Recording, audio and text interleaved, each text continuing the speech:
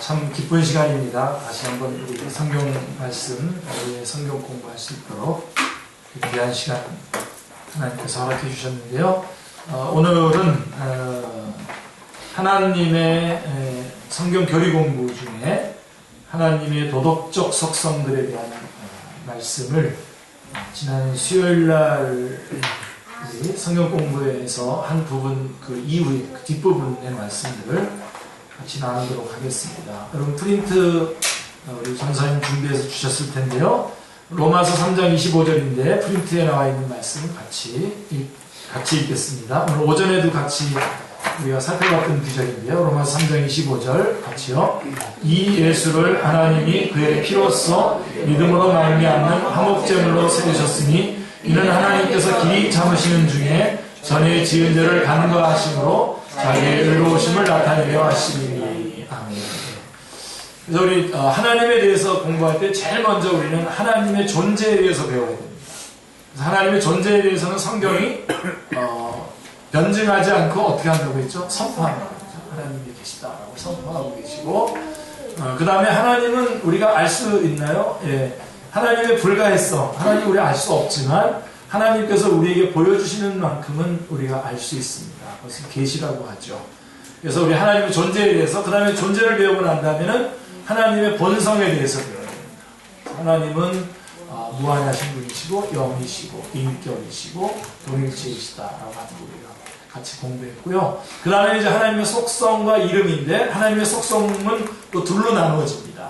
그래서 인격적, 절대적 인격적 속성과 도덕적 속성들로 이렇게 나누어지고 있습니다. 그래서 절대적 인격적 속성은 비공유적 속성이라 그래서 하나님만 가지고 계시는 속성을 말씀합니다. 그래서 영원하시고 불변하시고 그 다음에 어디든지 계시고 현재에 계시고 또 전지하시고 전능하시고 절대적 복되심 그 다음에 영광 이렇게 같이 공부했습니다. 그리고 이제 도덕적 속성들 이것은 이제 공유적 속성이라고 합니다. 그래서 하나님께서도 하나님만 가지고 계시지만 또 동시에 우리 인간에게도 전달해 줄 수 있는 그러한 속성들을 말합니다. 그래서 첫 번째로 우리가 살펴봤던 것은 뭐냐면 하나님의 거룩하심에 대해서 살펴보았습니다. 이 순서를 정확하게 우리가 갖는 것도 좋죠. 거룩하심. 성경은 끊임없이 하나님의 거룩하심을 말하고 있습니다. 그래서 하나님의 거룩하심에 대한 성경의 증언들을 우리가 길게 같이 나누었고요. 그 다음에 두 번째로 하나님의 거룩하심은 우리가 하나님께 어떻게 나가야 하는지를 가르쳐 줍니다. 어떻게 나가야 되죠? 경건함과 두려움으로 하나님 앞에 나가야 할 것을 말씀해 주고 있습니다. 그리고 이 하나님의 거룩하심은 정말 제가 특별히 강조했죠. 참된 죄에 대한 참된 개념을 가르쳐 줍니다. 그래서 여러분 우리가 죄인이라고 하는 것을 어떻게 알 수 있냐? 우리가 스스로 알 수 없습니다. 어디에 들어가면 됩니까? 하나님의 임재 안에 들어갈 때에 우리가 얼마나 지독한 죄인인가에 대한 우리의 정확한 모습을 알 수가 있다고 말씀을 드렸습니다. 그 다음에 이 하나님의 거룩하심은 속죄의 필요성에 대해서 보여주고 있음을 말씀해 드렸습니다. 그리고 두 번째 하나님의 공리적 속성, 도덕적 속성들의 두 번째가 뭐냐면 의로우심과 공의로우심 기억나시죠? 그래서 하나님의 그 거룩하심이 인간과의 관계에서 드러날 때에 우리와의 관계에서 나타날 때에 하나님의 공의와 의로우심과 공의로우심으로 나타난다라고 말씀을 드렸습니다. 그래서 하나님의 의와 공의가 드러나는 다양한 영역들에 대해서 우리가 배웠는데요. 그 중에서 하나님이 진노하시는 것은 바로 그러한 모습 가운데 하나입니다. 그리고 하나님이 우리의 죄를 용서하실 때도 이 하나님의 의와 공의가 드러나고요. 하나님이 또 자신의 공의와 의를 나타내시는 또 한 가지 방법은 하나님은 언제나 자신의 말씀을 지킨다는 사실을 보여주는 것입니다. 자, 그리고 하나님은 또한 의로운 자들에게 상 주시는 분이십니다. 그리고 하나님께서는 로마서 3장 25절에서 우리가 오늘 본문으로 읽었던 로마서 3장 25절에서 하나님이 자신의 의로움과 절대적인 공의를 나타내신다는 사실을 우리가 보게 되는데요. 그래서 우리가 하나님의 절대적인 의로우심 앞에 죄인이지만 또 하나님께서 저희들을 정당한 대가를 지불하고 구원하셨다라고 하는 것을 우리가 공부할 수 있습니다. 그래서 우리가 죄인이었던 것을 용서해 주시는 것뿐만 아니라 우리를 의롭다고 선포해 주시는 분까지 저희가 공부를 했습니다. 그래서 그게 바로 이신칭의라고 하는 것이죠. 그다음에 이제 오늘 세 번째가 뭐냐면 하나님의 도덕적 속성들 세 번째가 뭐냐면 선하심과 사랑입니다. 선하심과 사랑. 너무나 좋은 주제죠. 네. 자, 이제 도덕적 속성에 포함되는 하나님의 세 번째 위대한 속성을 살펴보겠습니다. 여기에서 우리는 하나님의 선하심, goodness, 선하심과 사랑, 선하심 혹은 사랑을 다룰 것입니다. 자, 우리 순서에 유의하셔야 됩니다. 항상 이 순서에 유의하시고요. 하나님의 거룩하심, 그 다음에 의와 공의, 그 다음에 선하심과 사랑이 이 속성들을 바른 순서로 정리하지 않는 것은 위험한 일입니다. 끔찍한 일입니다. 지금 우리 지금 현대의 우리 그리스도인들이라고 하는 사람들조차도 어려움을 겪는 문제가 되는 그 근거가 대부분 어디에 있냐면 이 순서를 바꾸기 때문에 일어나는 일들입니다. 사람들은 종종 그런 죄를 지어왔으며 그 결과 그 믿음이 파손하였다고 말씀하고 있습니다. 자, 이제 우리는 하나님의 선하심과 사랑에 이르렀습니다. 성경에서 이 두 단어는 어느 정도 상호 교환이 가능한 단어입니다. 때로는 진리를 하나님의 선하심이라고 하는 각도에서 표현하기도 하고 때로는 하나님의 사랑이라는 각도에서 표현하기도 합니다. 그리고 동일한 문제를 두 가지 용어를 모두 사용해서 설명할 수도 있습니다. 자, 먼저 구분 한번 해볼까요? 선하심과 사랑의 구분. 자, 일종의 구분이 있는데요.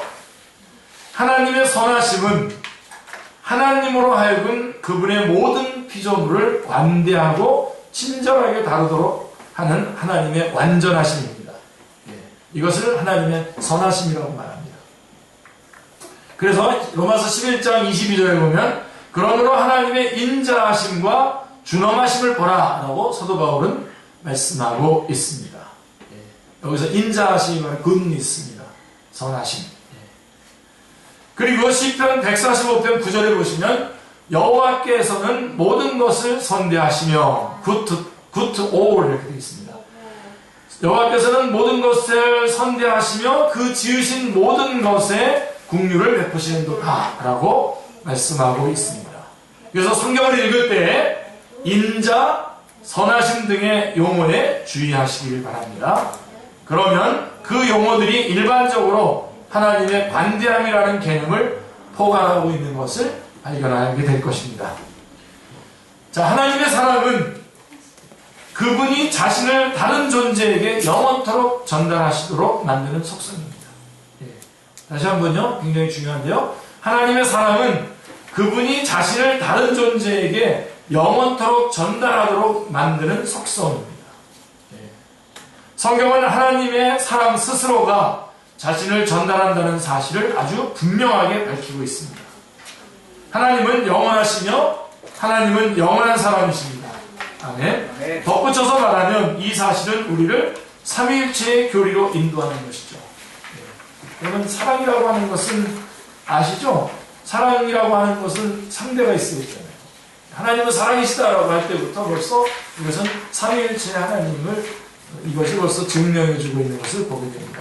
하나님이 사랑이시라고 하는 사실 자체가 삼위일체의 증거입니다.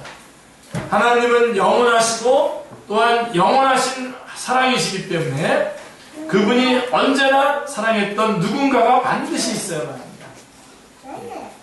그것은 삼위일체 교리를 필연적으로 만드는 것입니다. 우리 교리 공부하는 거지만 좀 딱딱할 수 있지만 여러분들이 아멘으로 잘 받아주시면 굉장히 여러분에게 쏙쏙 들어가고 여러분의 신앙이 아주 기본의 그 골격들이 세워질 것입니다. 저는 그것을 믿습니다. 그래서 여러분들이 그렇게 기본이 세워져서 견고한 그런 그 자리에 설 줄로 믿는데요. 예, 바로 지금 우리가 하나 분명하게 정리해야 되는 것은 하나님이 사랑이시다라고 하는 그 사실 자체가 삼위일체의 증거라는 것입니다. 예. 자, 하지만 우리는 지금으로서는 그 선하심과 사랑의 차이를 정의하고 있는 중입니다. 그래서 삼위일체로는 교리로는 지금 안 넘어가고 있습니다. 자, 그 다음에 두 번째로 하나님은 자신의 피조물에게 선하심과 사랑을 나타내십니다. 예. 그렇다면 하나님 안에 있는 이 영광스러운 특성들은 어떻게 스스로 계시되고 드러나는 것입니까? 편의상 그것을 몇 개의 제목으로 나누어 보겠습니다. 첫째로, 하나님은 자신의 피조물에 대한 선하심과 사랑을 일반적인 방법으로 나타내십니다. 일반적인 방법. 자, 마태복음 5장 24절을 보시면 아주 잘 나와 있죠. 예, 한번 같이 읽어볼까요? 하나님이 그 해를 악인과 선인에게 비추시며 비를 의로운 자와 불의한 자에게 내려주시리라. 예. 이게 바로 하나님의 선하심의 일반적인 방법입니다. 이것은 하나님의 모든 하나님께서 모든 피조물에게 차별 없이 주시는 하나님의 선하심입니다. 또 마태복음 6장 26절에서는 그분이 공중의 새를 먹이신다고 나와 있습니다. 그리고 사도행전 14장 17절에 보시면 사도 바울이 루스드라에서 하나님이 여러분에게 같이 읽겠습니다. 여러분에게 하늘로부터 비를 내리시며 결실기를 주시는 선한 일을 하사 음식과 기쁨으로 여러분의 마음에 만족하게 하셨기 때문에, 예, 자기를 증언하지 아니하신 것이 아니라고, 예, 논증하는 장면입니다. 그러니까 다 하나님이 벌써 다 자기를 증언하셨다는 겁니다. 예, 논증했다는 것입니다. 다 드러냈다는 것입니다. 네, 하늘로부터 비를 내리시며 결실기를 주시는 선한 일을 하사 음식과 기쁨으로 여러분의 마음에 만족하게 하셨다. 자, 이 모든 것은 하나님의 선하심의 표현입니다.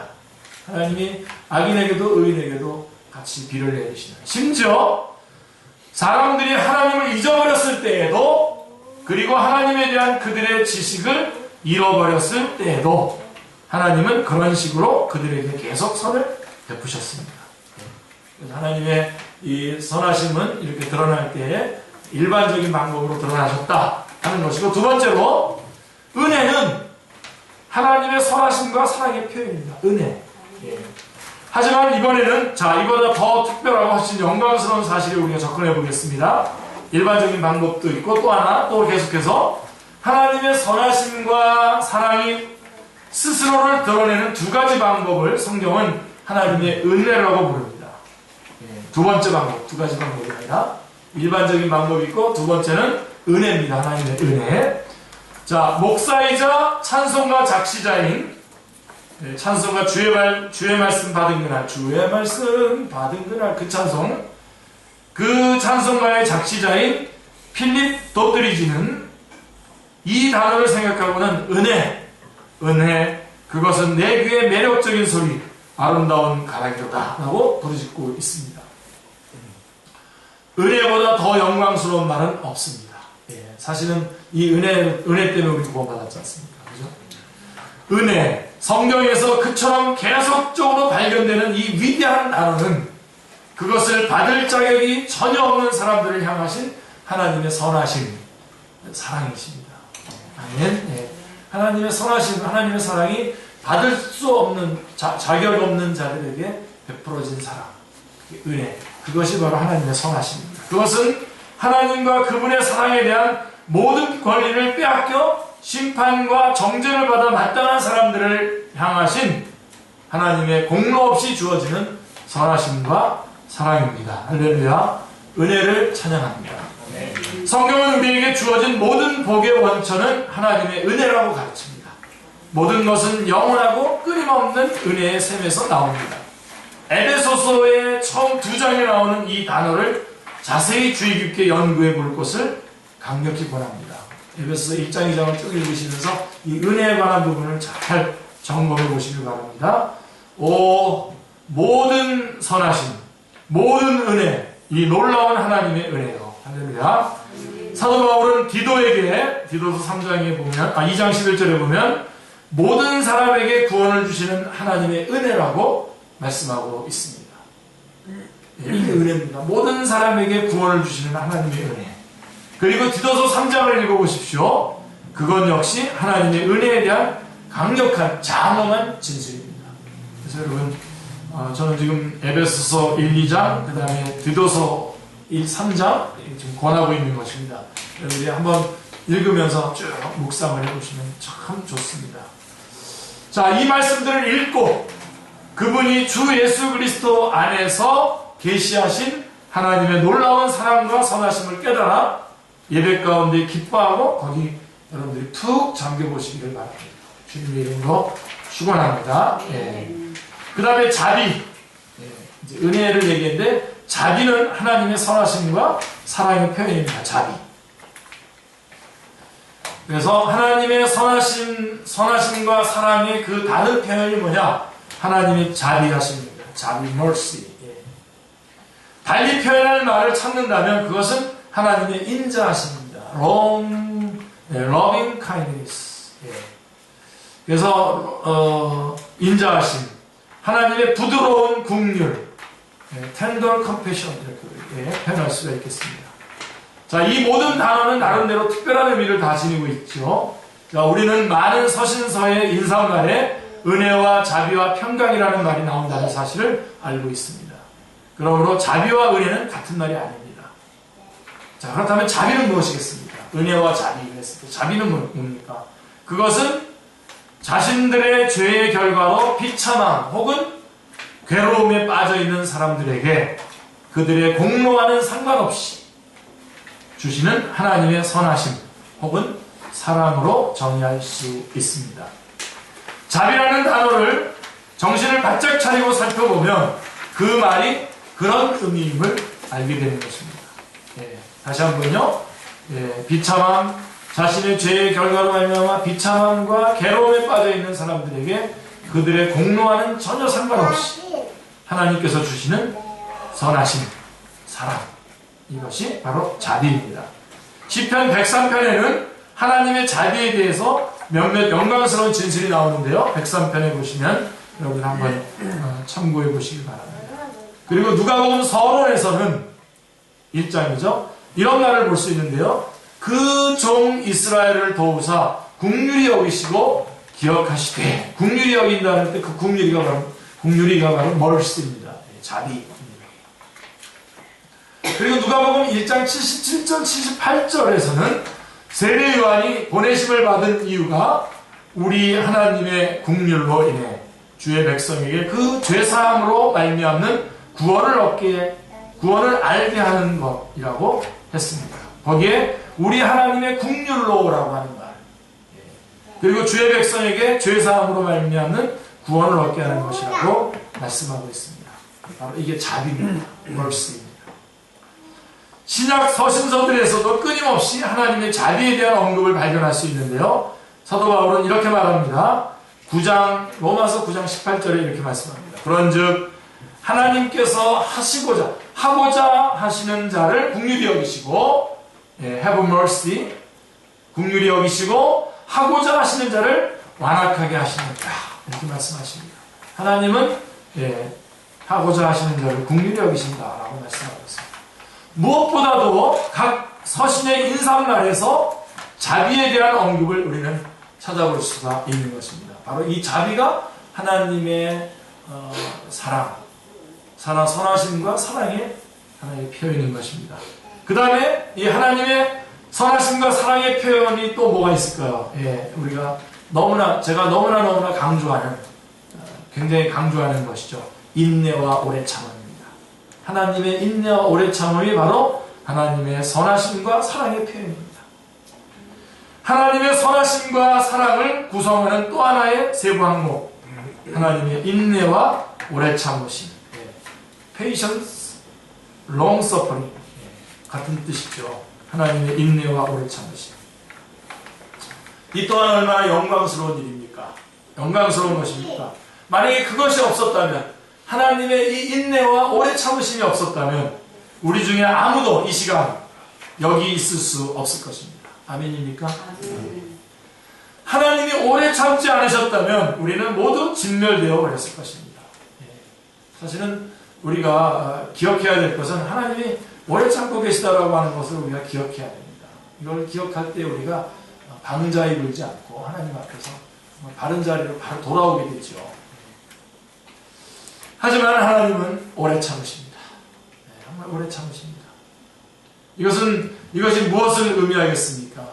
여러분, 시간이 흘러가서 여러분들이 하나님 앞에 바로 서지 못했던 시간들을 한번 생각해 보십시오. 그때 주님께서 바로바로 처리하셨다면 아마 정말 우리는 여기에 지금 존재할 수 없을 것입니다.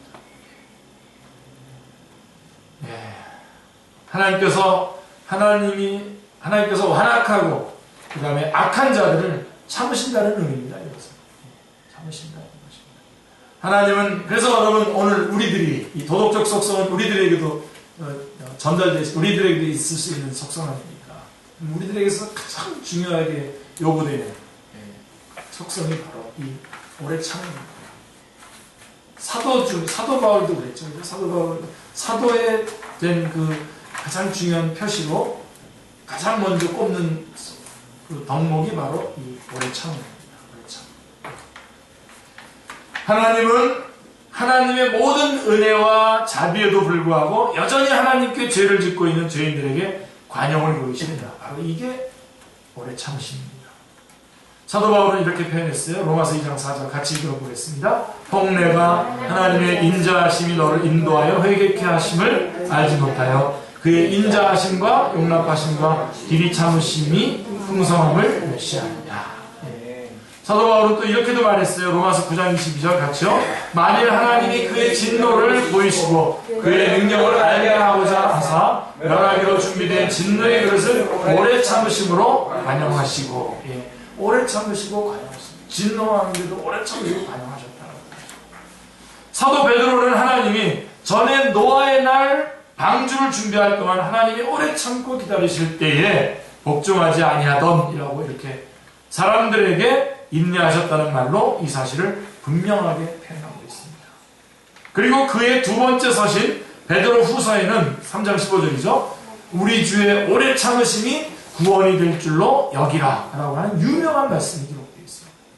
그러니까 우리의 구원은 하나님의 오래 참으심으로부터 온 겁니다. 오래 참으심이 없으셨다면, 하나님의 이러한 속성이 없으셨다면 우리는 다 진멸됐을 것입니다. 할렐루야. 하나님의 이 오래 참으심, 인내하심을 찬양합니다. 그 다음에 이제 우리가 크게 네 번째로 신실하심. 너무 좋아요. 이런 말씀들을 공부한다는 게 너무 좋습니다. 하나님의 신실하심. 하나님의 신실하심. 거룩하심, 그 다음에 의로우심, 공의로우심, 그 다음에 조금 전에 우리 뭐 배웠죠? 하나님의 사랑과 선하심. 그 다음에 지금 하나님의 신실하심. 저는 이게 너무, 하나님의 신실하심이 너무 좋지 않습니까?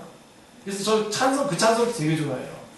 오 신실하신 주 내 아버지요 늘 함께, 주님의 그 신실하심. 자, 하나님의 오래 참으심은 저로 하여금 하나님의 네 번째 도덕적 속성인 하나님의 신실하심, 미쁘심, faithfulness라고 되어 있는데요. 미쁘심을 살펴보도록 만듭니다.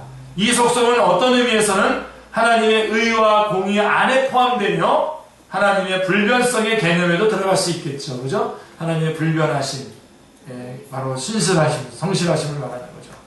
하지만 성경에서 하나님의 신실하심이 매우 자주 강조되어 있기 때문에 우리가 독립된 제목으로 다루지 않을 수 없습니다. 자, 그러면 이 말의 의미는 뭐, 하나님의 신실하심, 이 말의 의미는 무엇일까요? 하나님이 신실하시다고 말할 때 그것은 하나님이 우리가 안전하게 기댈 수 있는 분이라는 의미인 것입니다. 우리가 하나님을 안전하게 기댈 수 있는 분이다라고 하는 말씀인 것입니다.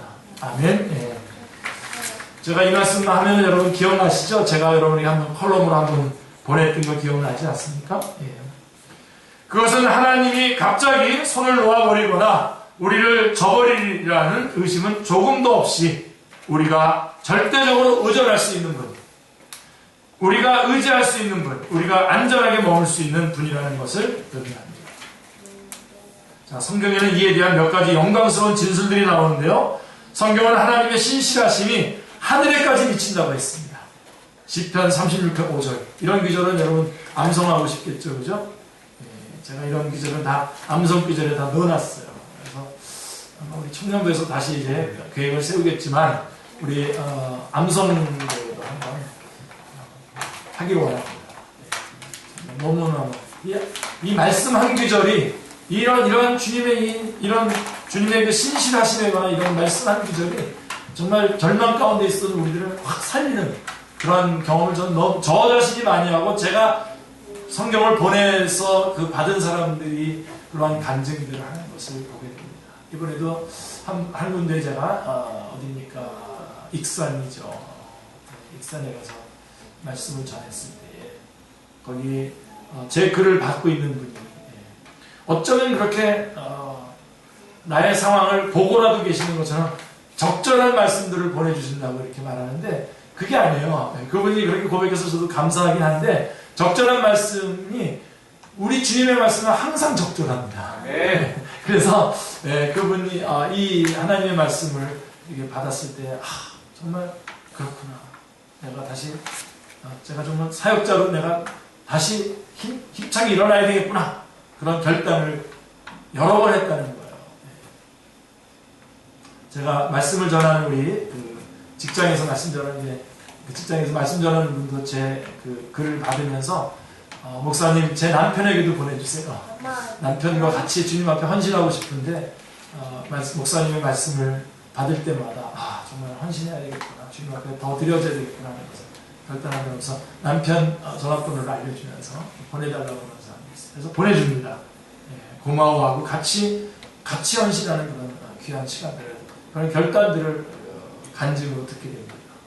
자, 시편 36편 5절 말씀 보세요. 같이요. 여호와여 주의 인자하심이 하늘에 있고 주의 진실하심이 공중에 사무쳤으며. 거기 바로 주의 인자하심이라고 하는 그 말씀이 Your faithfulness라고 되어 있어요. 신실하심입니다. To the sky. 그러니까 주의 그 신실하심이 하늘에 펼쳐져 있다. 충만하다 이 뜻입니다. 성경은 하나님이 언제나 자신의 약속을 지키시며 언약을 결코 어기지 않으신다고 끊임없이 말씀합니다. 할렐루야. 네. 우리 주님은 약속의 말씀 절대로 지키시고 절대로 신실하게 인도하시고 역사하십니다. 결과를 맺으십니다. 아멘. 성경은 하나님이 언제나 그분의 입에서 나간 모든 말을 다 지키실 것이라고 말씀합니다. 이사야서 55장 11절 같이요. 내 입에서 나가는 말도 이와 같이 헛되이 내게로 돌아오지 아니하고 나의 기뻐하는 뜻을 이루며 내가 보낸 일에 형통하니라. 할렐루야. 네. 성경은 시련과 시험과 갈등의 모든 시기에도 하나님은 언제나 신실하실 것이며 분명 자신의 종들을 지키고 구해주실 것이라고 말합니다. 성경은 하나님이 그분이 부르신 모든 사람들을 악한 자들로부터 지키시고 보호하시며 인도하셔서 그들 안에 하나님의 목적이 이루어질 때까지 그들을 강하게 하시고 굳게 하시려고 하는 사실을 신뢰할 수 있다고 말씀하고 있습니다. 이게 하나님의 신실하심입니다. 이 모든 사실에 대한 중요한 진술을 한번 들어보실까요? 고린도전서 1장 9절 말씀 한번 보세요. 다 같이요. 너희를 불러 그의 아들 예수 그리스도 우리 주와 더불어 교제하게 하시는 하나님은 예쁘시도다. 할렐루야. 자, 무슨 일이 벌어지든 아무리 일이 잘못되든 사도 바울은 그 사람들에게 하나님이 신실하시다는 사실을 확신하라고 말씀합니다. 아멘. 또 이렇게도 말합니다. 데살로니가전서 5장 23절입니다. 시작. 평강의 하나님이 친히 너희를 온전히 거룩하게 하시고 또 너희의 온 영과 혼과 몸이 우리 주 예수 그리스도께서 강림하실 때에 흠없게 보존되기를 원하노라. 그 다음에 주목해 보시면 24절에 뭐라고 되어 있습니까? 너희를 부르시는 이는 미쁘시니 그가 또한 이루시리라. faithfulness, 미쁘시다. 신실하시다. 그래서 그분이 23절에 이런 일들을 너희의 온 영과 혼과 몸이 우리 주 예수 그리스도의 강림하실 때에 흠없이 보존되기를 원한다 라고 말씀하고 있습니다.